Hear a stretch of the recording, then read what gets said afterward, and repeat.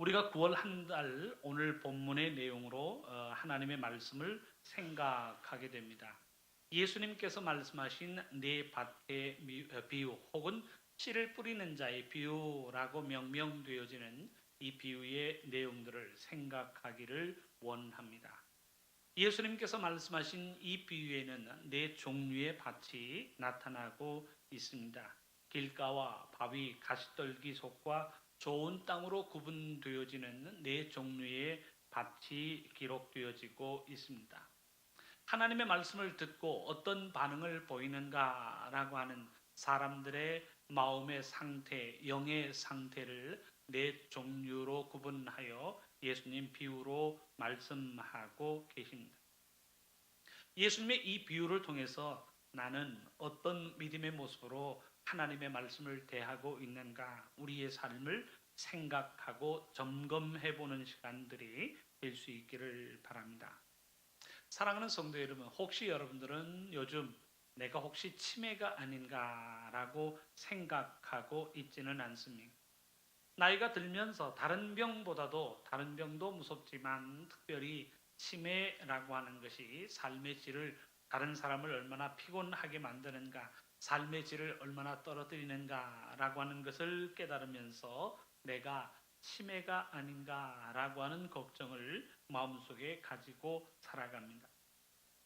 나이가 들면서 건망증이 생기는 것이야 어쩔 수 없다라고 할지라도 치매는 심지어는 가족도 알아볼 수 없는 질병이기 때문에 많은 사람들이 뭐 잊어버리고 생각만 안 나면 내가 치매가 아닌가, 내가 치매에 걸리는가 보다라고 하면서 걱정하고 염려합니다. 간단한 테스트가 있습니다. 한번 이 테스트로 내가 치매의 가능성인가 아니면 건망증인가라고 하는 것 한번 점검해 보시기를 바랍니다. 물건을 어디다 두었는지 잘 생각이 나지 않습니다. 자동차 열쇠를 어디 두었는지, 내가 조금 전까지 핸드폰을 손에 들고 있었는데 이 핸드폰을 어디에 두었는가라고 합니다. 어디에 두었는가라고 하는 것이 잘 생각나지 않으면 그건 정상적인 건망증이라고 이야기를 합니다. 냉장고 속에서 핸드폰이 나와도 염려하지 마세요. 그건 치매가 아니라 건망증이라고 이야기를 합니다. 그런데 반대로 열쇠를 손에 들고 이게 뭐 하는 물건인가라고 하는 게 기억이 나지 않습니다. 핸드폰을 들고 이 핸드폰을 어디에 써야 하는가라고 하는 것을 모릅니다. 그래서 핸드폰을 책상 받침으로 사용하는 사람이 있다면 이는 치매라고 이야기할 수 있습니다. 저희 아버님도 치매 판정은 받으셨지만 돌아가시는 순간까지 나타나는 치매 현상은 없었습니다. 뭐 잊어버리기만 하면 나는 치매가 아닌가, 치매에 걸렸는가 보다라고 생각하지 마시고 나이가 들매 따라 내 삶 속에 나타나는 정상적인 건망증이라고 생각하시기를 바랍니다. 역설적인 이야기이기는 하지만 우리는 무엇인가를 잊어버릴 수 있는 그 망각의 현상은 하나님께서 우리의 삶 속에 허락하여 주신 하나님의 은혜라고 이야기할 수 있습니다. 잊어버려야 새로운 것을 향하여 나아갈 수 있기 때문에 우리의 삶 속에 잊어버리고 망각의 현상이 나타나는 것은 자연스러운 현상임과 동시에 하나님의 은혜라고 이야기할 수 있습니다. 기분 나쁘게 듣지 마세요. 여자분들의 망각이 더 심하다라고 이야기를 합니다. 그 예 중에 하나가 첫째 아이를 낳으면서 얼마나 고통스러운지 내가 다시는 애를 낳는가 봐라. 애를 낳는 순간에 그런 생각을 하고 그런 결심을 한다고 합니다. 낳고 나면 금세 그 고통을 잊어버려요. 그리고는 둘째를 또한 계획한다고 합니다. 우리가 태어나면서부터 지금까지 가슴 아프고 슬퍼했던 많은 순간들을 우리는 기억하고 있습니다. 기억하고 있음에도 불구하고 세세한 모든 감정들, 세세한 모든 과정들은 우리는 망각하여 버리고 맙니다. 망각하였기에 지금까지 웃으며 존재하고 있다는 사실을 우리는 고백하지 않을 수 없습니다. 내가 아파했는데 그 아파하는 순간 상처와 고통과 감정이 하나도 망각되지 않고 지금까지 내 마음속에 그대로 남아있다라고 생각해 보십시오. 살아갈 수 있을까요? 내가 울 수밖에 없고 통곡할 수밖에 없고 복할 수밖에 없었던 그 이유와 감정과 아픔이 그대로 내 마음속에 남아있다면 우리는 더 이상 희망적인 삶을 살아갈 수 없다는 것을 고백할 수밖에 없습니다.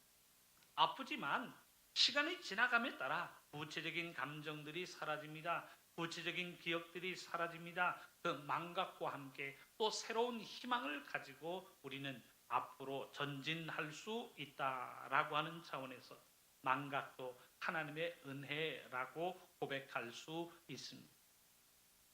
하지만 분명한 것은 우리의 삶 속에 망각해도 좋은 것, 망각해야 할 것과 망각해서는 안 될 것, 망각해서는 안 되는 그런 요소가 있다라고 하는 사실을 말씀은 가르치고 있습니다. 더군다나 하나님의 말씀에 대해서는 망각하지 말라, 마음속에 새기라 라고 하는 교훈으로 하나님의 말씀은 반복하여 우리에게 들려주고 있습니다. 하나님의 말씀에 대하여 나타나는 교훈이 무엇인가요? 오늘날 내가 내게 명하는 이 말씀을 너는 마음속에 새기고 라고 하는 말씀으로 우리에게 교훈하고 있습니다. 신명기 6장 6절의 말씀을 보면 오늘 내가 내게 명하는 이 말씀을 너는 마음속에 새기고, 마음속에 새기라 라고 하는 것은 어떠한 환경 속에서도 그 말씀을 망각하지 않도록 마치 돌에 글자를 새기는 것처럼 너의 마음판에 하나님의 말씀을 새기라 라고 하는 말씀으로 우리에게 교훈하고 있습니다. 잠언의 교훈을 생각해 보세요. 사랑하는 나의 아들아 라고 하면서 구구절절히 반복하는 내용이 무엇인가요? 계명과 명령, 교훈과 말씀을 망각하지 말고 마음에 간직하고 이 하나님의 말씀을 기억하라 라고 하는 교훈으로 우리에게 들려주고 있습니다. 하나님의 말씀에 대해서는 망각함이 은혜가 아니라는 사실을 가르치고 있습니다. 하나님의 말씀에 대해서는 언제나 이 말씀을 기억하고 하나님의 말씀을 마음속에 새기라 라고 하는 교훈으로 우리에게 들려주고 있습니다. 세상의 아픈 기억들, 저 사람이 나를 아프게 하고 내가 울고 통곡할 수 밖에 없었던 이유들에 대해서는 잊어버리고 망각하는 것이 은혜입니다. 우리의 삶도 회고해 보면 아픈 어린 시절의 추억들을 가지고 있습니다. 이런저런 많은 이유로 인하여 고통당하고 어려움당하고 통곡할 수밖에 없었던 아픔의 이유를 가지고 있습니다. 그럼에도 불구하고 지금 웃고 살아갑니다. 망각의 은혜와 함께 그 모든 아픔, 그 모든 고생과 고통과 어려움을 우리는 잊어버리고 넘겼기에 또 새로운 희망을 가지고 오늘 하루하루를 살아가고 있다는 사실.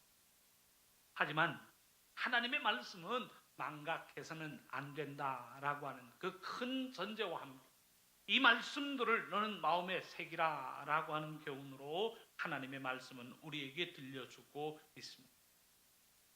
기억해야 할 생명의 말씀이기에 말씀을 놓치지 말고 그 말씀을, 하나님의 말씀을 마음속에 새길 것을 명령하고 있습니다. 말씀을 망각하는 순간에 우리는 갈 길을 잃고 만다는 사실을 경고하고 있습니다. 어두운 길에서 등불을 잃어버렸다면 어찌 될까요? 시편 119편 105절의 고백처럼 하나님의 말씀은 내 발의 등, 내 길의 빛이기 때문에 하나님의 말씀을 망각하는 순간에 삶의 방향을 잊어버리고 어떻게 살아야 하나님의 뜻을 이루는 것인가, 그 방법조차도 망각해 버리고 만다는 사실을 말씀은 경고하고 있습니다. 그러니 하나님의 말씀에 대해서는 망각하지 말고 그 말씀을 마음속에 새겨야 하는 엄중한 경고를 우리에게 들려주고 계십니다. 그런데 오늘의 본문에서는 말씀을 듣고 잊어버리는 마음이 등장합니다. 말씀을 듣기는 들었지만 망각해버리고 많은 마음이 등장하는데 곧 길가와도 같은 마음이라는 사실을 말씀은 경고하고 있습니다. 오늘 보면 4절 하반절에서 5절의 말씀은 이렇게 기록합니다. 예수께서 비유로 말씀하시되 씨를 뿌리는 자가 그 씨를 뿌리러 나가서 뿌릴새 더러는 길가에 떨어짐에 밟히며 공중의 새들이 먹어버렸다라고. 씨를 뿌리는 자가 뿌리는 동시에 길가에 떨어지게 되고 길가에 떨어진 씨를 사람들이 밟습니다. 공중의 새들이 와서 먹어버렸다라고 하는 사실로 이야기하고 있습니다. 씨를 뿌리는 사람은 다른 사람이 아니 씨를 뿌리는 사람은 같은 농부, 같은 사람이라고 하는 것을 전제하고 있습니다. 씨를 뿌리는 농부가 양쪽에 다른 씨를 가지고 뿌리는 것이 아니에요. 같은 씨, 같은 종류의 씨를 뿌리고 있다라고 하는 사실을 전제하고 있습니다. 그 농부가 씨를 뿌리는 과정에서 길가에 떨어지게 된 씨가 있다라고 하는 사실을 우리에게 이야기하고 있습니다. 사랑하는 성도 여러분, 오늘 예수님께서 말씀하신 이 교훈의 내용이 비유라고 하는 사실을 꼭 명심하시기를 바랍니다. 비유라고 하는 것은 농사의 방법, 농사의 기술을 우리에게 들려주기 위해서 예수님께서 이 비유로 말씀하고 계시는 것이 아닙니다. 우리의 삶에 있어서 어떤 모습으로 하나님의 말씀을 듣는가, 하나님의 말씀을 어떤 믿음의 자세로 대하는가라고 하는 그 교훈과 함께 비유를 통하여 우리의 신앙을 점검하기 위해서 예수님 말씀하고 계신다는 사실을 꼭 기억해야 합니다. 상식적으로 생각하면 새가 와서 씨를 먹을 때에 길가에 있는 씨만 먹을까요? 이것은 농부의 몫이고 나는 길가에 있는 씨만 먹어야지 생각하는 새가 어디에 있겠습니까? 좋은 밭에 떨어진 씨도 흙으로 덮어주지 않으면 공중의 새가 와서 먹어버린다는 사실이 상식으로 되어 있습니다. 그러나 동일한 하나님으로부터 동일한 하나님의 말씀을 받았지만 우리들이 하나님의 말씀에 대하여 어떤 반응을 보이고 있는가라고 하는 우리들의 믿음의 모습을 점검하기 위하여 주고 있는 교훈이 오늘 본문이 이야기하고 있는 예수님의 비유의 모습입니다. 그 비유에서 제일 먼저 길가와도 같은 마음이 있다라고 하는 사실을 이야기하고 있습니다. 이 길가와도 같은 마음에 어떤 일이 일어나고 있을까라고 하는 질문을 던져보시기를 바랍니다. 5절 본문의 기록을 인용한다면 말씀은 이렇게 기록합니다. 길가에 떨어짐에 밟히며 공중의 새들이 먹어버렸다라고 하는 사실. 사람들이 지나면서 발로 밟기 때문에 뿌리도 내리지 못하고 싹도 틔우지 못했다는 사실을 이야기합니다. 뿌리를 내리기도 이전에 공중의 새들이 와서 그 씨를 먹어버림으로 인하여 그 어떤 성장의 역사도 시작되지 못했다라고 하는 사실을 이야기하고 있습니다. 이런 사람이 어떤 사람인가? 어떤 사람들이 이런 바로 떨어지자마자 길가와도 같은 마음을 가진 사람인가라고 하는 것에 예수님은 이런 해석을 덧붙이고 있습니다. 오늘 본문 12절의 말씀입니다. 하나님의 말씀은 이렇게 기록합니다. 길가에 있다는 것은 말씀을 들은 자니 이에 마귀가 가서 그들이 믿어 구원을 얻지 못하게 하려고 말씀을 그 마음에서 빼앗는 것이요 라고 말씀은 기록하고 있습니다. 먼저 전제하는 것이 말씀을 들었다라고 하는 사실을 이야기하고 있습니다. 아예 말씀을 듣지 않은 마음 같으면 씨를 뿌린다라고 하는, 씨를 뿌리는 자가 씨를 가지고 나아가서 그 씨를 뿌리는 이야기도 등장하지 않았을 것입니다. 그런데 씨를 받았다라고 하는 것은 하나님의 말씀을 들었다라고 하는 것을 전제하고 있습니다. 말씀을 들은 자니, 그런데 그 결과가 말씀을 그 마음에서 빼앗는 것이라라고. 듣기는 들었지만 내 마음속에 남아있는 말씀이 없고, 듣기는 들었지만 내 말씀에 대한 기억이 남아있지 않도록 그 말씀을 빼앗아 버렸다라고 하는 사실을 이야기하고 있습니다. 영어 성경으로 보면 take away라고 하는 말을 사용하고 있습니다. 제거하다, 치우다, 없애주다, 삭제하다라고 하는 의미를 가지고 있습니다. 하나님의 말씀을 듣기는 들었는데 내 마음속에 체류할 공간이 없습니다. 듣기는 들었지만 하나님의 말씀이 내 마음속에 남아있지를 않습니다. 들어도 그 말씀을 마음속에 기억하거나 들어도 그 말씀을 마음속에 새기지 못했다는 사실을 우리에게 알려주고 있습니다. 여러분들도 커피 좋아하시나요? 어느 커피점에 가면 테이크아웃 전문점이라 라고 기록되어져 있습니다. 테이크아웃 전문점이라 라고 하는 것은 가게에 들어가 보면 앉아서요 커피 마실 자리가 없는 집을 이야기합니다. 커피가 나오면 그 커피 들고요 가지고 나갈 수밖에 없는 집이 테이크아웃 전문점입니다. 마치 테이크아웃 전문점처럼 하나님의 말씀을 듣고 하나님의 말씀을 귀로 들었지만 마음속에 남지 않고 그 순간 하나님의 말씀을 빼앗겨버리는 심령이 있는데 그 심령들이 길가와도 같은 마음이라는 사실을 이야기하고 있습니다. 말씀을 안 들었다는 이야기가 아니에요. 말씀을 듣기는 들었습니다. 말씀을 보지 않았다는 이야기가 아닙니다. 보기는 보았습니다. 말씀을 통독하고 말씀을 경청하고 설교를 듣고 설교의 말씀을 대하였습니다. 하나님의 말씀을 듣기는 들었지만 기억됨이 없습니다. 듣기는 하였지만 마음에 남는 내용이 없습니다. 듣기는 하였는데 돌아서면 그 어떤 내용도 내 마음속에 기억되지 않는 상태가 길가와도 같은 마음이라는 사실을 말씀은 경고하고 있습니다. 재미난 이야기가 있습니다. 예배를 막 마치고 나오는 사람들에게 물었습니다. 예배에 대해서 이런저런 사실들을 물었습니다. 우리 교회에서도 한번 조사해 보면 좋을 것 같아요. 오늘 예배 중에 부른 찬송이 몇 장입니까? 라고 물으니 묵묵부답입니다. 대답을 못합니다. 오늘 들은 설교의 제목과 내용이 무엇인가? 라고 이야기하니까 더듬거립니다. 설교의 본문이 어디였습니까? 라고 하니까 머리를 긁는 반응을 보입니다. 오늘 예배 시간에 헌금은 얼마 하였습니까? 라고 하니까 정확하게 내가 무슨 헌금을 얼마 하였습니다. 라고 하는 것은 기억하더랍니다. 무슨 이야기인가요?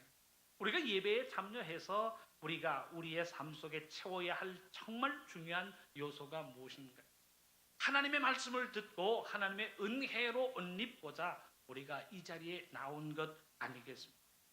그런데 그 말씀을 들어도 말씀에 대한 기억이 우리의 삶 속에 남아있지 않다는 사실을 보여주고 있습니다. 아무리 많은 설교를 듣고 아무리 많은 하나님의 말씀을 접한다라고 할지라도 그 말씀을 기억하지 못하고 그 말씀을 순식간에 망각해 버리고 마는 것이 우리들의 삶이라는 사실을 지적하고 있습니다. 그러니 오늘의 본문은 경고합니다. 5절에 보니까 공중의 새들이 먹어버렸다. 12절에 보니까 구원을 얻지 못하게 하려고 말씀을 그 마음속에 빼앗는 것이라 라고. 듣는 즉시 말씀을 빼앗아버리고 듣는 즉시 그 말씀을 가로채 버리고 말았다는 사실을 우리에게 이야기하고 있습니다. 사랑하는 성도 여러분, 하나님의 말씀을 들어도 그 말씀을 망각해 버리고 마는 마음이 오늘 본문에서 지적하고 있는 길가와도 같은 마음입니다. 아무리 많은 하나님의 말씀을 들어도 내 마음속에 남아있는 하나님의 말씀이 없습니다.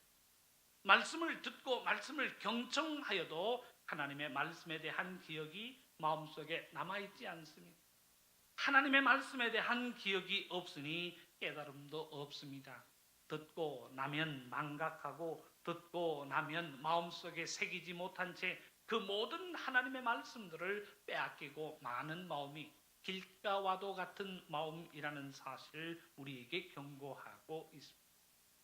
한 귀로 듣고 동시에 한 귀로 내보내는 마음, 내 마음속에 어떤 하나님의 말씀도 잔류하지 못하는, 새기지 못하는, 남지 못하는 그 마음이 길가와도 같은 마음이라는 사실을 우리에게 경고하고 있습니다. 사랑하는 성도 여러분, 처음으로 돌아가 한번 생각해 보십시오. 처음에 목사님, 망각하는 것이 하나님의 은혜요. 들어도 마음속에 새기지 못하고 잃어버리는 것이 하나님의 은혜라면 하나님의 말씀도 듣고 잃어버리는 것 자연적인 현상이요. 하나님의 은혜로 잃어버리는 것 아니겠습니까? 하나님의 말씀을 망각하는 것도 들어도 생각나지 않은 것이 우리의 의지로 되는 것이 아닐진데 이건 자연스러운 현상 아닙니까? 라고 하면서 반문하는 사람들도 있으리라고 생각합니다. 우리는 여기에서 우리들이 부인할 수 없는 게으름과 나태함, 안일함이 존재하고 있다는 사실을 우리는 부인할 수 없습니다. 길가와도 같은 마음은 하나님의 말씀을 부여잡기 위하여 어떠한 노력도, 어떠한 봉사도, 어떠한 수고도 하지 않는다는 사실을 이야기하고 있습니다. 한번 질문해 보시기를 바랍니다. 내가 하나님의 말씀을 제대로 기억하지 못합니다 라고 하는 질문이기 이전에 내가 하나님의 말씀을 부여잡기 위해서 어떤 믿음의 노력, 어떤 경건의 훈련을 하고 있는가 라고 하는 질문을 한번 던져보시기를 바랍니다. 하나님의 말씀을 반복하여 읽고 있는 우리들의 습관이 자리하고 있습니까? 하나님의 말씀을 암송하기 위하여 그 말씀을 대하고 또 대하는 그 경건의 훈련이 우리의 삶 속에 남아있는가라고 하는 질문입니다. 신학교에 다닐 때 암송해야 할 구절이 700구절이 넘었습니다. 그 암송 구절을요 20대인 신학교 다닐 때 줄줄줄 외웠습니다. 줄줄줄 외운 이유가 있습니다. 성경 종합고사가 있는데 그 성경 종합고사에 통과하지 않으면 졸업이 되지 않거든요. 이 성경고사를 치르기 위해서 말씀을 암송해야 하는데 암송 구절이 700구절이 넘었습니다. 졸업하기 위해서 얼마나 그 말씀들을 대하고 그 말씀을 대한 결과 말씀의 암송이 이루어지고 그 말씀의 암송을 통해서 시험에 합격하였기 때문에 저는 목사로서 여러분들 앞에 서 있는 것입니다. 그런데 그 이후에 그 기억되었던 하나님의 말씀들이 마음속에 남아있는가? 남아있지를 않아요. 기억력이 쇠퇴하였기 때문에 나이가 들어가고 머리가 희끗해지니까 기억력이 쇠퇴하기 때문에 하나님의 말씀이 나의 삶을 떠난 것인가? 라고 하는 질문을 던져보게 됩니다. 그렇지 않죠. 많이 붙잡았던 그 709절의 성경 말씀을요 지금도 나의 삶 속에서 반복하였다면 하나님의 말씀이 더 큰 규모로 내 마음속에 남아 있었으리라고 생각해봅니다. 말씀이 떠나는 이유가 무엇인가요? 통독을 멀리하고 암송을 멀리합니다. 하나님 말씀을 붙잡기 위하여 그 어떤 노력도 수고도 헌신도 하지 않으니 하나님의 말씀이 나의 삶 속에 나의 기억 속에서 떠나고 있다는 사실을 우리에게 알려주고 있습니다. 하나님이 모르셨을까요? 하나님이 아셨습니다. 인간의 기억력에는 한계가 있고 망각하는 것이 인간의 삶 속에서 일어나는 자연적인 현상이라고 하는 것을 하나님은 아셨습니다. 그러니 망각하지 않기 위해서 하나님의 말씀을 우리의 마음속에 새기기 위해서 우리가 어떤 삶의 모습으로 살아가야 하는가 구체적인 방법까지도 우리에게 알려주고 계십니다. 신명기 6장 쉐마의 말씀을 보면 손목에 메어 기호를 삼고 미간에 붙여 표를 삼으라 라고 우리에게 이야기하고 있습니다. 집 문설주와 바깥문에 하나님의 말씀을 기록할 것을 우리에게 명령하고 있습니다. 이스라엘에 가보신 분들은 문을 드나들 때에 뭐가 이상한 게 하나 달려있다라고 하는 걸 여러분들 보셨을 거예요. 곧 이게 메주자라고 하는 작은 통입니다. 위에 뚜껑을 열면 그 안에 공간이 있어서 작은 종이에 하나님의 말씀을 적어서 그 안에 기록해 넣을 수 있는 메주자라고. 그게 집 대문이든 방문이든 모든 문에는 이 매주자를 달아놓고 하나님의 말씀을 기억하고 하나님의 음성에 경청하려는 믿음의 결단을 지금도 그들은 감당하고 있습니다. 이 문을 그냥 지나가는 것이 아니에요. 매주자를 보면서 하나님께 감사의 기도를 합니다. 하나님의 말씀을 한번 읊조립니다. 어떤 경우에는 이 매주자의 입을 맞추고 지나는 사람들이 있습니다. 잠시라도 그 매주자 앞에서 하나님께서 내게 무엇을 말씀하시고 하나님께서 내게 무엇을 명령하셨는가 라고 하는 것을 묵상하면서 하나님 앞에 기도하는 시간을 갖습니다. 뿐만이 아닙니다. 테플린이라고 하는 것이 있는데 하나님의 말씀을 담은 작은 상자를요 머리에 끈을 해서 묶습니다. 그 안에는 다른 것이 들어있는 것이 아닙니다. 하나님의 말씀이 기록되어 담겨져 있습니다. 하나님께서 자기에게 주신 말씀, 하나님께서 자기에게 은혜를 깨닫게 하여 주신 말씀을 작은 종이에 넣어서 작은 통에 넣어서 그 통을 머리에 묶고는 하나님께서 내게 무엇을 말씀하시고 무엇을 명령하셨는가라고 하는 사실을 삶 속에서 끊임없이 반복하고 있습니다. 팔에 있는 끈 여러분들 보이시죠? 그 끈은 장식을 위한 끈이 아닙니다. 그 끈 뒤에는 전부 하나님의 말씀이 기록되어져 있습니다. 하나님의 말씀으로 모든 그 가죽에 하나님의 말씀을 기록하여 그 말씀으로 자기의 팔에 자기의 몸에 감고 하나님의 말씀을 기억하는 삶의 모습을 지금도 살아가고 있습니다. 이런 헌신과 이런 노력이 있을 때에 하나님께서 내게 무엇을 말씀하시고 하나님께서 내게 무엇을 명령하셨는가 하나님의 말씀과 명령을 기억하게 된다는 사실. 그저 나 한 사람의 기억력만 믿고 들은 것만으로 만족하려고 한다면 어느 순간에 하나님의 말씀을 빼앗기고 맙니다. 하나님의 말씀이 우리의 삶 속에 떠나가고 맙니다. 듣기는 들었는데 마음속에 남아있는 그 어떤 하나님의 말씀도 찾을 수 없는 결과를 피할 수 없다는 사실. 사랑하는 성도 여러분, 한번 손꼽아 생각해 보시기를 바랍니다.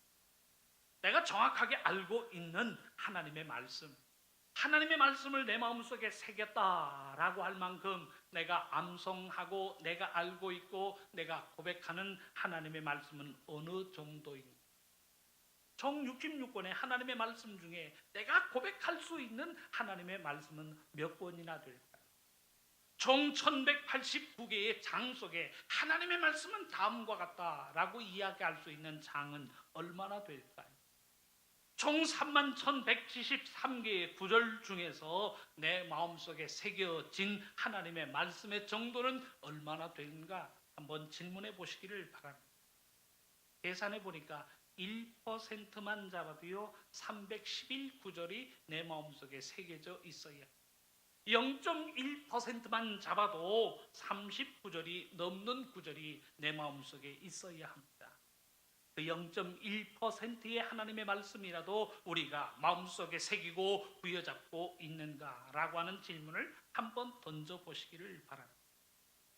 내가 알고 있고 내가 마음속에 새긴 하나님의 말씀의 정도는 어느 정도인가라고 하는 질문입니다. 알기는 알되 어렴풋이 알고 알기는 알되 확실하지 않고 그럴 때는 알 것 같아도 돌아서면 잊어버리고 있는 우리들의 삶은 아닙니다. 만일 그러하다면 우리들의 마음은 길가 와도 같은 마음이라는 사실을 말씀은 경고하고 있습니다.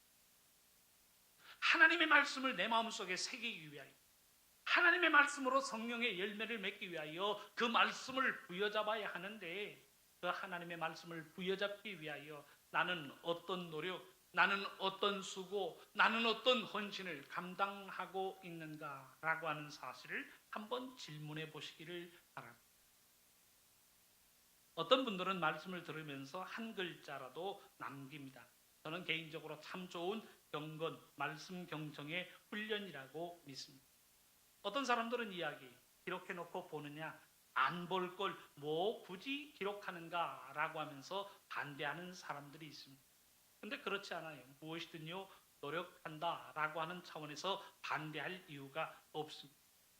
아무런 노력도 하고 있지 않다면 어찌 쇠약한 우리의 기억력을 가지고 하나님의 말씀을 기억하고 마음속에 새길 수 있을까라고 하는 질문을 던져보지 않을 수 없습니다. 저도 성경을 통독하면서 두 가지의 일을 합니다. 하나는 설교시 봉독하였던 본문 옆에 날짜와 제목 그리고는 그 간략한 내용을 요약하여 성경에 기록하고 있습니다. 또 하나는 성경을 통독하면서 나 나름대로의 그 어떤 깨달음이 옵니다. 결단이 옵니다. 부호가 생기고 요약하는 한 줄이 생겨지게 되면 그걸 전부 다른 노트에 기록해 놓게 됩니다. 그런데 깜짝 놀랄 때가 있어요. 하나님의 말씀을 읽으면서 이 말씀대로 내가 살아야지. 그리고 작은 구호 하나를 만듭니다. 구호 하나를 만들어서 그걸 노트에 적으려고 보면 똑같은 교훈이요. 거기에 기록되어져 있습니다. 얼마나 깜짝 놀라는지. 예를 들면 이런 것입니다. 무엇보다도 제일 귀한 것이 사랑이니 사랑하자, 사랑하자, 사랑하자. 느낌표 3개. 적으려고 보면요, 느낌표 3개까지 그대로 이미 적혀 있다라고 하는 사실을 발견하고는 깜짝 놀라게 됩니다. 이미 마음속에 가졌던 사실을 망각했다라고 합니다. 망각했지만 상관없습니다. 다시 한번 더 깊은 각오와 결심을 가지면서 하나님의 말씀으로 다짐하면 되는 것 아니겠습니까? 사랑하는 성도 여러분, 하나님의 말씀을 우리의 마음속에 새기기 위하여 분명 우리는 수고하고 애쓰고 봉사해야 한 믿음의 사명을 가지고 있습니다. 우리가 태어나면서부터 가지고 있는 천재적인 기억력을 가지고 있는 인생이 아니라면 하나님의 말씀을 읽고 또 읽어야 합니다. 암송하고 또 암송해야 합니다. 암송하고 난 이후에 망각하였다고 실망할 필요가 없습니다. 또다시 그 말씀을 암송하면 되는 것 아니겠습니까? 우리 교회에 로마서를 통째로 암송하는 분이 계십니다. 비결이 무엇일까요? 매일의 삶 속에서 그 말씀의 내용을 반복한 결과입니다. 생각나지 않는다고, 들었는데 또 잊어버리고 말았다고 실망할 필요가 없습니다. 하나님의 말씀에 대한 분명한 신앙의 의지가 있는 한 읽고 또 읽고 암송하고 또 암송할 때에 하나님의 말씀이 우리의 마음속에 새겨진다는 사실을 우리는 기억해야 합니다. 이런 믿음의 노력 없이 어찌 하나님의 말씀이 우리의 마음속에 새겨질 수 있을까? 이런 신앙의 노력이 없다면 듣고 돌아서는 순간 그 누군가가 하나님의 말씀을 우리의 심령에서 빼앗아가고 만다는 본문의 경고를 마음속에 새겨야 할 줄로 믿습니다. 사랑하는 성도 여러분, 우리들의 마음이 길가의 마음이 아니기를 간절히 소원합니다. 본문의 교훈에 의하면 사탄은 우리의 마음에 들려진 하나님의 말씀을 빼앗기 위하여 달려들고 있습니다. 무관심을 통하여 빼앗습니다. 관심을 다른 데로 돌려서 빼앗기를 원합니다. 이런 한계를 말씀에 대한 열정으로 극복하는 우리들의 삶이 되어야 할 줄로 믿습니다. 망각해버린다고 실망하지 마세요. 읽고 또 읽는 자를 못 당합니다. 암송하고 또 암송하는 자의 마음속에 결국 말씀이 새겨진다는 사실을 우리에게 교훈하고 있습니다. 말씀이 마음속에 새겨져야 뿌리를 내리고 싹을 틔우면서 하나님의 성령의 열매를 기대할 수 있는, 말씀의 열매를 기대할 수 있는 역사가 우리의 삶 속에 나타나는 것 아니겠습니까? 그 분명한 교훈을 마음속에 간직한 채 하나님의 말씀을 부여잡는 우리들의 삶이 될 수 있기를 바랍니다. 말씀을 읽고 또 읽고 암송하고 또 암송하는 가운데 하나님의 말씀을 우리의 마음속에 새기는, 말씀과 더불어 살아가는 우리 모두의 삶이 될 수 있기를 주님의 이름으로 축원합니다.